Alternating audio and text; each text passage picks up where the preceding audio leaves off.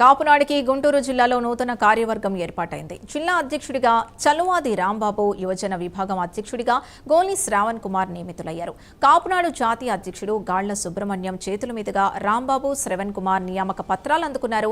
ఈ నెల 16న విజయవాడలో కాపు జేఏసీ సమావేశం జరుగుతుందని జాతీయ అధ్యక్షుడు గాళ్ల సుబ్రహ్మణ్యం తెలిపారు. కాపు ప్రతినిధులు అందరూ హాజరై జయప్రదం చేయాలని పిలుపునిచ్చారు. కూటమి ప్రభుత్వం మేనిఫెస్టోలో పెట్టిన విధంగా కాపులకు రిజర్వేషన్ కల్పించాలని, విదేశీ విద్యకు నిధులు విడుదల చేయాలని డిమాండ్ చేశారు. కాపు భవనాలు నిర్మించి కాపు కార్పొరేషన్ పరిధిలోకి తీసుకురావాలని కోరారు.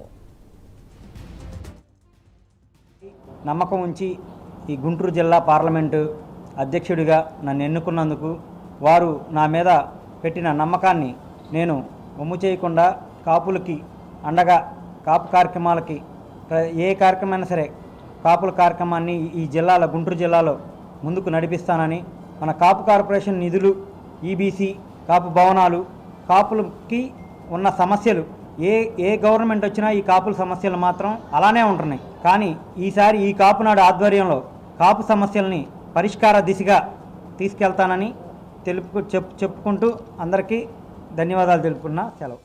నాపై నమ్మకం ఉంచి పదవి ఇచ్చినందుకు, పెద్దల అడుగుజాడల్లో వీరు ఇచ్చిన మార్గనిర్దేశాలకు అనుగుణంగా ఈ జాతి యొక్క ఐక్యతని ముందుకు తీసుకెళ్తానని మీ అందరికీ తెలియజేసుకుంటూ, పార్టీలు అనేవి ఉండొచ్చు, పోవచ్చు, కానీ కులం ఎప్పటికీ శాశ్వతం, కులం ఎప్పటికీ ఉంటుంది.